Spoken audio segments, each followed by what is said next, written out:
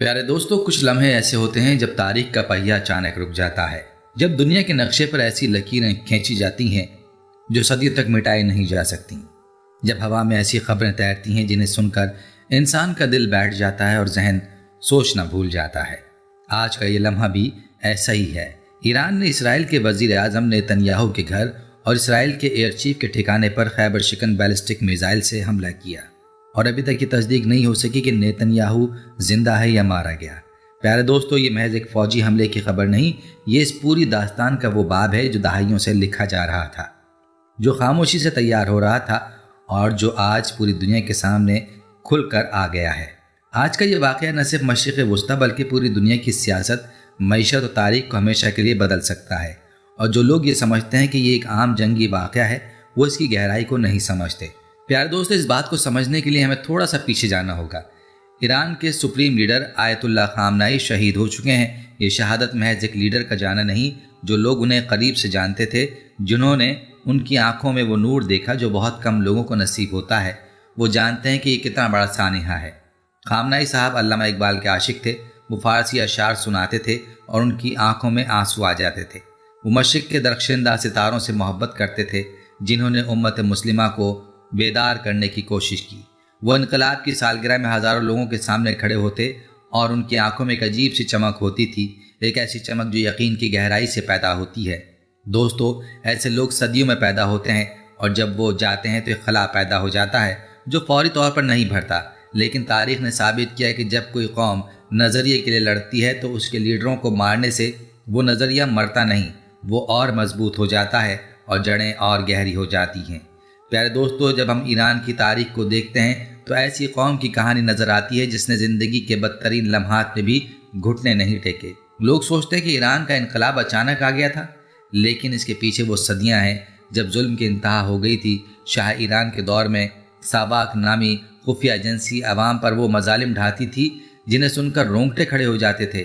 قیدیوں کے زخموں پر نمک چھڑکا جاتا تھا، عقوبت خانوں کی دیواریں چیخوں سے گونجتی تھیں، اور یہ سب اس لیے ہوتا تھا کیونکہ امریکہ کی مکمل حمایت شاہ کے ساتھ تھی۔ شاہ کو یقین تھا کہ اس کے پاس 7 لاکھ فوج ہے، جدید ترین اسلحہ ہے اور امریکہ کی پشت پناہی ہے۔ اسے لگتا تھا کہ اسے کوئی نہیں ہٹا سکتا، لیکن پیارے دوستو، جب عوام اللہ کے نام پر اٹھ کھڑے ہوئے، جب مردوں اور عورتوں نے گلیوں میں قدم رکھا اور مٹھیاں تان کر آسمان کی طرف دیکھا تو شاہ کا تاج دھول میں مل گیا اور وہ روتا ہوا ملک چھوڑ کر بھاگا۔ یہ اللہ کی سنت ہے، جب ظلم اپنی انتہا کو پہنچ جاتا ہے تو اللہ کی پکڑ آتی ہے اور پھر بڑے بڑے تاج اور تخت خاک میں مل جاتے ہیں، اور پھر وہ عقوبت خانہ جہاں مسلمانوں پر ظلم ہوتا تھا آج موضع عبرت بن چکے ہیں، تاکہ آنے والی نسلیں دیکھیں اور سبق لیں۔ پیارے دوستو، آج ایران نے جو حملہ کیا ہے یہ محض ایک جوابی کارروائی نہیں، یہ دہائیوں کی تیاری کا نتیجہ ہے۔ ایران نے اپنی فوج کو ایک نظریاتی قوت بنایا۔ بسیج اور پاسداران انقلاب ایسی فوجیں ہیں جو تنخواہ کے لیے نہیں لڑتی بلکہ وہ یقین کے لیے لڑتی ہیں، اور پیارے دوستو، جو فوج یقین کے لیے لڑتی ہے اسے تنخواہوں سے نہیں خریدا جا سکتا اور میزائلوں سے نہیں توڑا جا سکتا۔ ایران کی موجودہ حکمت عملی، جسے بلائنڈ اسٹریٹجی کہا جاتا ہے، بہت ہوشیارانہ ہے۔ دشمن کے مہنگے ترین ریڈارز اور دفاعی نظاموں کو سستے ڈرونز اور میزائلوں سے اندھا کر دو، دشمن کی آنکھیں بند کر دو اور پھر اس کے دل پر وار کرو، اور آج یہی ہوا۔ خیبر شکن میزائل، جس کا نام ہی اس عظیم تاریخی فتح کی یاد دلاتا ہے، جب حضرت علی رضی اللہ عنہ نے خیبر کا قلعہ فتح کیا تھا، انہوں نے نیتن یاہو کے ٹھکانے کو نشانہ بنایا۔ آج امریکہ کے 51,000 سے زائد فوجی مشرق وسطیٰ کے مختلف اڈوں پر موجود ہیں اور وہ سب ایران کے نشانے پر ہیں۔ پیارے دوستو، ابھی تک یہ واضح نہیں کہ نیتن یاہو اس وقت اپنے گھر میں موجود تھا یا نہیں۔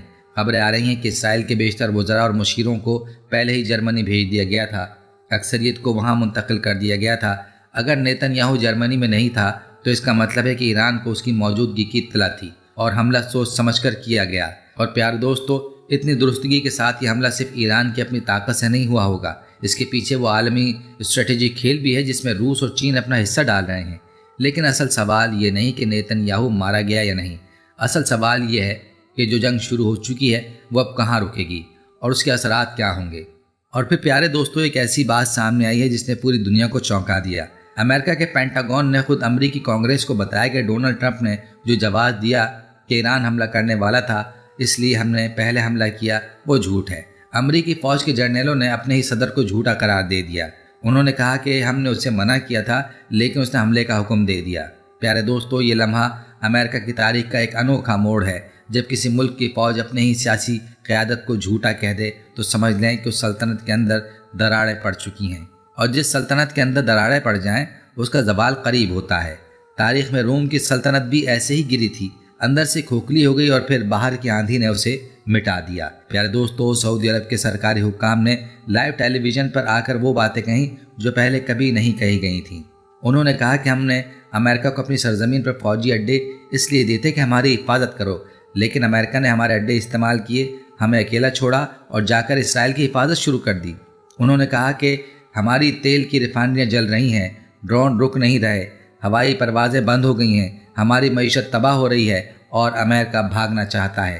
پیارے دوستو، یہ وہی امریکہ ہے جس نے عرب باشندوں کو یقین دلایا تھا کہ ہم تمہارے دوست ہیں، تمہارے محافظ ہیں، تمہارے ساتھ ہیں۔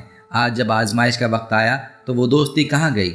تیل کے کنووں کی خوشبو تھی تو دوستی تھی، جب آگ لگی تو دو غائب ہو گیا اور بدلے میں آگ اور تباہی دے گیا۔ کیا یہ دوستی تھی یا استحصال؟ سعودی عرب کی تیل کی ریفائنریوں پر حملے ہو رہے ہیں، دبئی اور UAE پر میزائل برس رہے ہیں، قطر اور بحرین میں امریکی اڈوں کو نشانہ بنایا جا رہا ہے، برطانوی فوجی اڈوں پر بھی حملے ہو چکے ہیں، کویت میں امریکی طیارے گرنے کی اطلاعات آ رہی ہیں، تیل کی قیمتیں آسمان کو چھو رہی ہیں، اسٹاک مارکیٹ بند ہو چکی ہیں، تجارت رک گئی ہے، ہوائی اڈوں پر لوگ پھنسے ہوئے ہیں اور کوئی پرواز نہیں۔ وہ خطہ جو کبھی دنیا کی عیاشی کا مرکز تھا، جہاں رات کے 2 بجے بھی بازار روشن رہتے تھے، جہاں کے ہوٹلوں میں دنیا کے امیر ترین لوگ قیام کرتے تھے، آج وہی لوگ چھوٹے ہوٹلوں میں چھپ رہے ہیں اور چارٹر طیاروں میں فرار ہونے کی کوشش کر رہے ہیں۔ پیارے دوستو، جو دنیا صرف چمک دمک پر قائم ہو، جس کی بنیادوں میں اللہ کی رضا نہ ہو، وہ کتنی بھی بڑی مضبوط دکھتی ہو، ایک دن آتا ہے جب سب کچھ ریت کی طرح بکھر جاتا ہے۔ پیارے دوستو، چین اس پوری صورتحال میں کیا چاہتا ہے؟ چین بظاہر خاموش ہے، لیکن اس کی خاموشی بھی ایک حکمت عملی ہے۔ چین چاہتا ہے کہ ایران خلیجی ممالک پر حملے کرتا رہے تاکہ یہ ثابت ہو جائے کہ امریکہ اپنے اتحادیوں کی حفاظت نہیں کر سکتا، امریکی اڈے سلامت نہیں ہیں، امریکی طاقت کا جادو ٹوٹ چکا ہے، اور جب یہ جنگ ختم ہو تو خلیجی ممالک خود بخود پوچھیں گے کہ ہمارا نیا سیکیورٹی پارٹنر کون ہوگا۔ پیارے دوستو، یہ سوال جب اٹھے گا تو جواب روس اور چین کی طرف سے آئے گا، کیونکہ ہمسایوں کو بدلا نہیں جا سکتا۔ ایران نے ہمیشہ اس خطے میں رہنا ہے، سعودی عرب، UAE، قطر، بحرین، عمان کو ہمیشہ یہاں رہنا ہے۔ امریکہ ہزاروں میل دور ہے، جب قریبی ہمسایہ تلوار اٹھائے کھڑا ہو تو دور بیٹھا دوست کتنے کام کا۔ اور جو ثابت ہو گیا ہے وہ یہ کہ اتنی درستگی کے ساتھ ایران کے حملے بغیر روس اور چین کی تکنیکی مدد سے ممکن نہیں تھے۔ یہ ایک نئی عالمی ترتیب کی شروعات ہے اور اس کے اثرات آنے والے برسوں میں پوری دنیا پر نظر آئیں گے۔ پیارے دوستو، اس تصویر میں ایک اور رنگ بھی ہے جسے ہم نظر انداز نہیں کر سکتے۔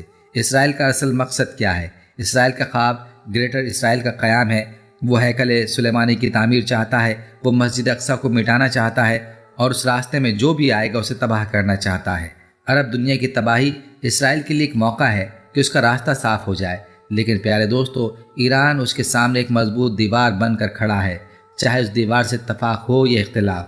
یہ حقیقت ہے کہ ایران نے دہائیوں سے اس نظریے کے سامنے سینہ تانے رکھا ہے، اور آج جب اسرائیل نے سوچا کہ لیڈر کو مار دو اور کہانی ختم ہو جائے گی، تو ایران نے ثابت کر دیا کہ نظریے اتنی آسانی سے نہیں مرتے۔ پیارے دوستو، اب ہمیں ایک لمحے کے لیے رکنا ہوگا اور غور کرنا ہوگا۔ رسول اللہ صلی اللہ علیہ وآلہ وسلم نے ہمیں پہلے ہی آگاہ کر دیا تھا کہ فتنوں کا ایک ایسا دور آئے گا جب دنیا الجھنوں کا شکار ہو جائے گی، جب یروشلم دنیا کی کشمکش کا مرکز بن جائے گا، جب بڑی طاقتیں اس خطے پر اپنا کنٹرول چاہیں اور چھوٹی قومیں پسی جائیں۔ پیارے دوستو، کیا ہم اس دور میں نہیں جی رہے؟ کیا جو کچھ ہو رہا ہے وہ ہمیں کچھ یاد نہیں دلاتا؟ احادیث مبارکہ کی روشنی میں دیکھیں تو جب یروشلم دنیا کی کشمکش کا مرکز بن جائے، جب وہاں فتنے پروان چڑھیں، جب مقدس مقامات خطرے میں ہوں، تو سمجھ لیں کہ ہم ایک بہت بڑے دور میں داخل ہو رہے ہیں۔ ہم صرف خبریں دیکھتے ہیں، اگلے دن بھول جاتے ہیں، لیکن یہ خبریں تاریخ لکھ رہی ہیں، یہ واقعات نقشے بدل رہے ہیں، یہ لمحے آنے والی نسلوں کی زندگیاں طے کر رہی ہیں۔ پیارے دوستو، امریکہ نے افغانستان میں بگرام ایئر بیس بنائی تو اس کا مقصد کیا تھا؟ وہ ایران اور پاکستان کو گھیرنا چاہتا تھا، وہ پورے خطے کو اپنی مٹھی میں رکھنا چاہتا تھا، لیکن اسے ذلت کے ساتھ افغانستان چھوڑنا پڑا، اور اب وہ عرب ملکوں کی زمین استعمال کر رہا ہے، اور وہی تاریخ دہرائی جا رہی ہے۔ پیارے دوستو، یہ بات ثابت ہو چکی ہے کہ خلیجی ممالک کا ایران سے کوئی ذاتی جھگڑا نہیں تھا۔ انہوں نے امریکہ کو اڈے اس لیے دیے تھے کہ ہماری حفاظت کرو۔ ان اڈوں کو استعمال کر کے امریکہ نے ایران کو چھیڑا اور پھر عرب ممالک کو اکیلا چھوڑ دیا۔ اب جو کچھ ہو رہا ہے وہ ان کی اپنی جنگ نہیں بلکہ امریکہ کی جنگ ان کی سرزمین پر لڑی جا رہی ہے۔ یہ پہلی بار اتنے کھلے انداز میں سامنے آیا ہے۔ پیارے دوستو، یہ جنگ کے معاشی اثرات کا اندازہ لگائیں۔ تیل کی قیمتیں آسمان پر جا رہی ہیں۔ خلیجی ممالک کی معیشتیں جو سیاحت اور تیل پر قائم تھی ان کی دھجیاں اڑ رہی ہیں۔ ہر سال کروڑوں سیاح آتے تھے۔ وہ بڑی بڑی کمپنیوں کے ہیڈ کوارٹر جو وہاں بنائے گئے تھے ان کے کارکن فرار ہو رہے ہیں۔ ارب پتی لوگ چھوٹے ہوٹلوں میں چھپ رہے ہیں۔ اسٹاک مارکیٹوں نے ٹریڈنگ روک دی ہے کیونکہ کسی کو سمجھ نہیں آ رہی کہ آگے کیا ہوگا۔ پیارے دوستو، یہ وہی دنیا ہے جو صرف دولت کو مقدس سمجھتی تھی اور نظریے کو کمزور۔ آج دولت کانپ رہی ہے اور نظریہ سینہ تانے کھڑا ہے۔ اللہ کی سنت ہمیشہ یہی رہی ہے کہ جو دنیا کو سب کچھ سمجھ لے وہ ایک دن دنیا کو کھو بھی دیتا ہے۔ پیارے دوستو، اب ایک سوال یہ بھی ہے کہ ٹرمپ اس صورتحال میں کیا کرے گا؟ وہ چہرہ بچانا چاہتا ہے لیکن اس کے اپنے جرنیلوں نے اسے جھوٹا کہہ دیا ہے۔ اس کے اتحادی اس سے ناراض ہیں اور ایران نے ثابت کر دیا ہے کہ وہ رکنے والا نہیں۔ اگر یہ جنگ ختم ہوئی تو ایران کی شرائط پر ختم ہوگی، کیونکہ ایران کے پاس وہ لوگ ہیں جو جانیں قربان کرنے کے لیے تیار ہیں، اور جو فوج جانیں قربان کرنے کے لیے تیار ہو وہ فوج نہیں جسے تنخواہ سے روکا جا سکے۔ یہ نظریے کی طاقت ہے، اور پیارے دوستو، نظریے کی طاقت سب سے بڑی طاقت ہوتی ہے۔ تاریخ میں جب بھی نظریے اور بارود کا مقابلہ ہوا، نظریہ جیتا۔ پیارے دوستو، اب ہمیں پاکستان کے بارے میں بھی سوچنا ہوگا۔ جب مشرق وسطی اس آگ میں جل رہا ہوگا تو یہ آگ ہمارے گھروں تک بھی پہنچ سکتی ہے۔ جب دنیا کے اس حصے میں بڑے فیصلے ہو رہے ہوں گے تو پاکستان کو اپنی سیاسی انتقام کی لڑائیاں بھلا کر متحد ہونا ہوگا، کیونکہ پیارے دوستو، تاریخ کمزور قوموں کا انتظار نہیں کرتی۔ جو قوم اپنے اندر لڑتی رہتی ہے وہ باہر کی لڑائی کے لیے تیار نہیں ہوتی، اور جو قوم تیار نہیں ہوتی وہ دوسروں کے فیصلوں کا شکار بنتی ہے۔ پاکستان کو اس وقت ایمان کی طاقت، اتحاد کی قوت اور حکمت عملی کی ضرورت ہے۔ اس ساری صورتحال کو دیکھ کر جب ہم قرآن کریم کی طرف رجوع کرتے ہیں تو جواب ملتا ہے۔ اللہ تعالیٰ نے سورہ آل عمران میں فرمایا کہ اگر تمہیں تکلیف پہنچی ہے تو اس قوم کو بھی ایسی تکلیف پہنچ چکی ہے، اور یہ دن ہیں جنہیں ہم لوگوں کے درمیان عدلتے بدلتے رہتے ہیں۔ پیارے دوستو، یہ دنیا ہمیشہ ایک حال پر نہیں رہتی۔ جو آج فاتح ہیں وہ ہمیشہ فاتح نہیں رہتے، اور جو آج مظلوم ہیں انہیں اللہ نے یاد رکھا ہوا ہے، لیکن شرط یہ ہے کہ وہ خود اللہ کو یاد رکھیں۔ پیارے دوستو، سوچیں ذرا کہ آج کے اس منظر نامے میں ہمیں کیا نظر آتا ہے۔ ایک طرف امریکہ ہے جس کے اپنے جرنیل اسے جھوٹا کہہ رہے ہیں، دوسری طرف اسرائیل ہے جس کے وزیر اعظم کا پتہ نہیں ہے کہ زندہ ہے یا نہیں، تیسری طرف خلیجی ممالک ہیں جو تباہی کے درمیان یہ سوچ رہے ہیں کہ ہم نے غلط دوست چنا، اور چوتھی طرف ایران ہے جسے مٹانے کی کوشش کی گئی لیکن وہ پہلے سے زیادہ طاقتور ہو کر سامنے آیا۔ پیارے دوستو، اگر ہم اس پوری تصویر کو دیکھیں تو اللہ کی سنت نظر آتی ہے۔ طاقتور کا غرور اسے ہی لے ڈوبتا ہے، جو ظلم کا ساتھ دیتا ہے وہ ظالم کے انجام میں شریک ہو جاتا ہے، اور جو اللہ کے بھروسے پر چلتا ہے اللہ اس کے ساتھ ہوتا ہے۔ پیارے دوستو، آج کا سبق یہ ہے کہ جو سیکیورٹی خریدی جاتی ہے وہ اصل سیکیورٹی نہیں ہوتی۔ اصل سیکیورٹی اپنے ایمان، اپنے نظریے، اپنی قوت اور اپنے اتحاد سے آتی ہے، اور یہی سبق ہے جو تاریخ بار بار دہراتی ہے، لیکن ہم سیکھتے نہیں۔ کویت نے امریکہ کو اڈے دیے، بحرین نے دیے، قطر نے دیے، اور آج ان سب کی یہی حالت ہے، کیونکہ جس نے اپنی حفاظت کسی دوسرے کے ہاتھ میں دے دی وہ کبھی محفوظ نہیں ہوتا۔ پیارے دوستو، اب سوال یہ ہے کہ اس سب میں امت مسلمہ کا کیا کردار ہے، جو ہم پوری دنیا میں 1.5 ارب سے زائد ہیں، ہم جن کے پاس قرآن جیسی رہنمائی ہے، ہم جن کے پاس رسول اللہ صلی اللہ علیہ وآلہ وسلم جیسا اسوہ ہے، ہم کیا کر رہے ہیں؟ کیا ہم صرف موبائل فون پر ویڈیوز دیکھتے ہیں اور آگے بھیج دیتے ہیں؟ کیا ہماری ذمہ داری صرف اتنی ہے؟ پیارے دوستو، اللہ نے ہمیں خیر امت کہا ہے، لیکن یہ خیریت شرط کے ساتھ ہے۔ قرآن میں آگے کیا ہے کہ نیکی کا حکم دو اور برائی سے روکو، لیکن آج ہم نہ نیکی کا حکم دے رہے ہیں اور نہ برائی سے روک رہے ہیں۔ ہم تماشائی ہیں، اور تماشائی تاریخ نہیں بناتے، تاریخ ان پر گزرتی ہے۔ پیارے دوستو، آج کے اس منظر میں جب مسجد اقصی خطرے میں ہے، جب مکہ اور مدینہ کے آس پاس جنگ کے شعلے بھڑک رہے ہیں، جب امت مسلمہ کی سرزمین پر بم برس رہے ہیں، تو رسول اللہ صلی اللہ علیہ وآلہ وسلم کی وہ حدیث یاد آتی ہے جس میں آپ علیہ الصلوۃ والسلام نے فرمایا کہ مسلمانوں کی مثال ایک جسم کی طرح ہے، جب ایک حصے کو تکلیف ہوتی ہے تو پورا جسم بیدار ہو جاتا ہے۔ پیارے دوستو، کیا آج ہمارا جسم بیدار ہے؟ کہ ہم نے وہ تکلیف محسوس کی ہے جو غزہ کے بچوں نے محسوس کی؟ کہ ہم نے وہ آنسو بہائے ہیں جو اس امت کے مظلوموں نے بہائے ہیں؟ اگر نہیں تو پیارے دوستو، ہم امت واحدہ نہیں بلکہ بکھرے ہوئے افراد ہیں جن کا آپس میں صرف نام کا رشتہ رہ گیا ہے۔ ایران نے اس جنگ میں ایک چیز ثابت کی ہے کہ کوئی بھی ہدف ناقابل پہنچ نہیں۔ دنیا کا مہنگا ترین دفاعی نظام بھی اس طرح کے حملوں کو نہیں روک سکتا۔ جب ڈرونز کی بارش ہو اور میزائل چاروں طرف سے آئیں تو لوہے کی دیواریں بھی کانپتی ہیں۔ امریکہ کی فضائی طاقت، جسے کبھی ناقابل شکست سمجھا جاتا تھا، آج ایران کے سامنے بے بس نظر آ رہی ہے۔ پیارے دوستو، یہ صرف ہتھیاروں کی جنگ نہیں، یہ حوصلے اور ارادے کی جنگ ہے، اور جس کا ارادہ مضبوط ہو، جس کا یقین پختہ ہو، وہ ہتھیاروں کی کمی کو بھی نظریے سے پورا کر لیتا ہے۔ ہمیں اس موقع پر ایک اور سوال سوچنا ہے۔ ہم مسلمان جب بھی کوئی جنگ دیکھتے ہیں تو فوری طور پر اپنی پسند اور ناپسند کی بنیاد پر فریق بن جاتے ہیں۔ کچھ لوگ ایران کے ساتھ ہیں، کچھ سعودی عرب کے ساتھ، کچھ ترکی کے ساتھ۔ پیارے دوستو، اصل سوال یہ ہے کہ کیا ہم اسلام کے ساتھ ہیں؟ کیا ہم قرآن کے ساتھ ہیں؟ کیا ہم اس اصول کے ساتھ ہیں کہ ظلم جہاں بھی ہو اس کے خلاف آواز اٹھائی جائے، چاہے ظالم کوئی بھی ہو؟ جب تک ہم اس بنیاد پر کھڑے نہیں ہوں گے، ہم ہمیشہ بکھرے ہوئے ہی رہیں گے۔ پیارے دوستو، تاریخ کا ایک اصول ہے جو کبھی نہیں بدلتا۔ طاقت عارضی ہوتی ہے اور نظریہ دائمی ہوتا ہے۔ روم کی سلطنت مٹ گئی، منگولوں کی طاقت گئی۔ برطانوی سلطنت پر جو سورج کبھی نہیں ڈوبتا تھا، آج وہ سورج کب کا ڈوب چکا ہے، اور آج جو امریکہ کی سلطنت ہے اس کے اندر دراڑیں پڑ چکی ہیں۔ لیکن اسلام 1400 سال سے قائم ہے۔ قرآن اسی طرح محفوظ رہے گا جیسے اتارا گیا تھا، اور اللہ کا وعدہ ہے کہ یہ دین غالب رہے گا۔ پیارے دوستو، یہ وعدہ ہم سے نہیں کیا گیا بشرطیہ کہ ہم بیٹھے رہیں۔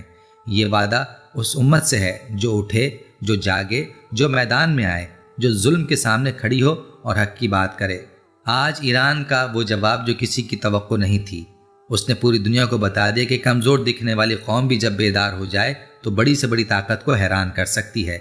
سوچا گیا تھا کہ سپریم لیڈر کو مار دو، کہانی ختم، لیکن ایران نے ثابت کر دیا کہ جب قوم کا ہر فرد ایک سپریم لیڈر بن جائے، جب ہر شہری یقین سے لبریز ہو، تو لیڈروں کو مارنے سے کچھ نہیں ہوتا بلکہ جذبہ اور بھڑکتا ہے۔ یہی سبق ہے جسے تاریخ بار بار دہراتی ہے، جسے طاقت کے نشے میں چور لوگ ہر بار بھول جاتے ہیں۔ پیارے دوستو، اب وقت آ گیا ہے کہ ہم اپنے دل میں جھانکیں۔ اللہ سبحانہ تعالیٰ نے قرآن کریم میں سورہ رعد میں ارشاد فرمایا کہ اللہ کسی قوم کی حالت نہیں بدلتا جب تک وہ خود اپنی حالت نہ بدلے۔ یہ آیت مبارکہ صرف ایک جملہ نہیں، یہ پوری تاریخ کا خلاصہ ہے۔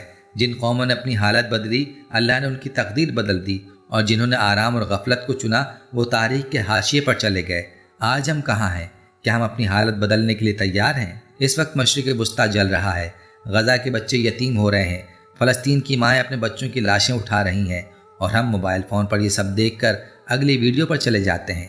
یہ وہ بے حسی ہے جو امت مسلمہ پر سب سے بڑی مصیبت ہے، نہ میزائلوں کی، نہ بموں کی، بلکہ دلوں کی موت کی مصیبت۔ رسول علیہ الصلوۃ والسلام نے فرمایا کہ جو کسی برائی کو نہ ہاتھ سے روک سکے نہ زبان سے، تو کم از کم دل میں اسے برا سمجھے، اور یہ ایمان کا کمزور ترین درجہ ہے۔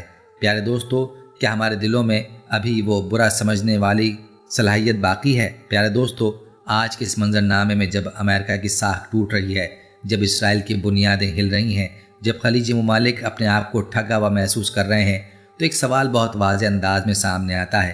کیا یہ وہی دور نہیں جس کے بارے میں نبی آخر الزمان نے فرمایا تھا؟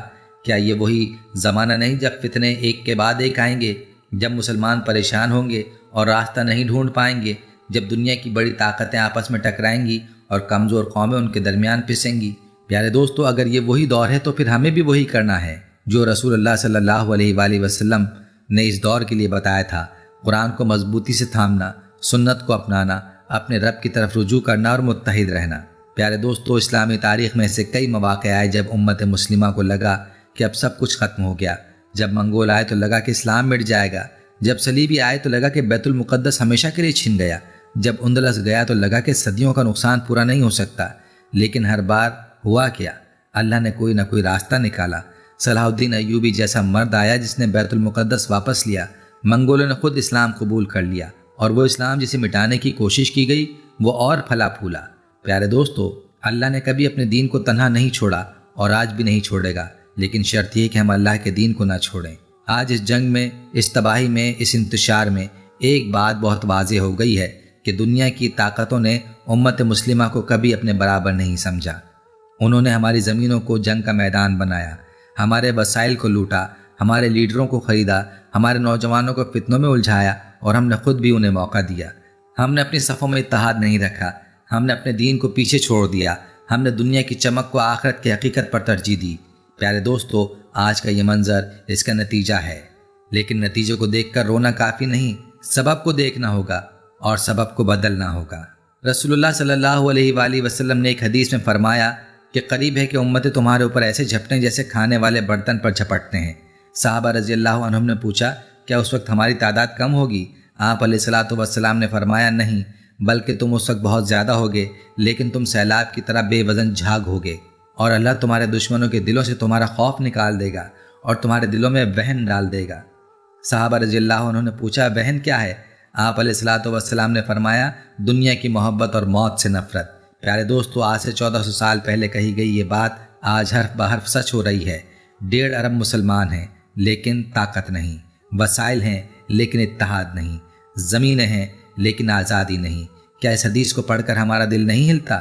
کیا ہم خود سے نہیں پوچھتے کہ ہم میں بہن کتنا گہرا اتر گیا ہے؟ پیارے دوستو، بہن سے نجات کا راستہ کیا ہے؟ یہ راستہ اللہ کی طرف رجوع سے شروع ہوتا ہے، توبہ سے شروع ہوتا ہے، نماز کی پابندی سے شروع ہوتا ہے، اپنے گھر میں اسلام کو زندہ کرنے سے شروع ہوتا ہے، اپنے بچوں کو قرآن سکھانے سے شروع ہوتا ہے، اپنے پڑوسی کا خیال رکھنے سے شروع ہوتا ہے، معاشرے میں انصاف کی آوازیں اٹھانے سے شروع ہوتا ہے۔ پیارے دوستو، انقلاب اوپر سے نہیں آتا، انقلاب نیچے سے اٹھتا ہے۔ جب گھر بدلتے ہیں، گلیاں بدلتی ہیں، شہر بدلتے ہیں، اور پھر ملک بدلتا ہے، اور پھر دنیا بدلتی ہے، یہی اللہ کی سنت ہے۔ پیارے دوستو، آج مشرق وسطیٰ میں جو آگ لگی ہے، اس کی لپٹیں صرف تیل کی قیمتوں میں نہیں اٹھ رہیں، اس کی لپٹیں ہر مسلمان کے دلوں تک پہنچنی چاہیے، ہر اس شخص تک جو اپنے آپ کو اس امت کا حصہ سمجھتا ہے، ہر اس ماں تک جو اپنے بچوں کو ایک بہتر دنیا دینا چاہتی ہے، ہر اس نوجوان تک جو یہ سوچتا ہے کہ مجھے اس دنیا میں کیا کرنا ہے۔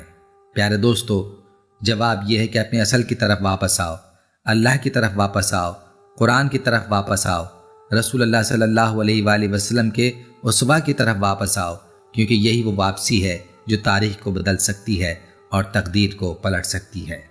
پیارے دوستو، آخر میں صرف ایک بات عرض ہے، تاریخ میں ہر وہ قوم جس نے اللہ کی طرف رجوع کیا، اللہ نے اسے بچایا، اور ہر وہ طاقت جس نے خود کو ناقابل شکست سمجھا، وہ مٹ گئی۔ آج مشرق وسطیٰ کی آگ ہمیں بتا رہی ہے کہ دنیا ایک موڑ پر کھڑی ہے، تاریخ کا پہیہ گھوم رہا ہے، اور جب تاریخ کا پہیہ گھومتا ہے تو جو جاگے ہوتے ہیں وہ آگے نکل جاتے ہیں، اور جو سوئے ہوتے ہیں وہ کچل جاتے ہیں۔ آج رات سوتے وقت اپنے آپ سے پوچھیں کہ جب اللہ سامنے ہوگا اور وہ پوچھے گا کہ میں نے تمہیں وقت دیا، وسائل دیے، عقل دی، ایمان دیا، اور دنیا میں آزمائش کا ایک عظیم دور دکھایا، تو تم نے کیا کیا؟ کیا تم نے اپنی ذمہ داری پوری کی؟ کیا تم بیدار تھے یا سوئے ہوئے تھے؟ کیا تم نے اللہ کا ساتھ دیا یا دنیا کی چمک میں گم ہو گئے تھے؟ یہ سوال آپ کے پاس رہے گا، اور یہ سوال ہی شاید آپ کو ہر وہ راستہ دکھائے جس کی آج اس امت کو سب سے زیادہ ضرورت ہے۔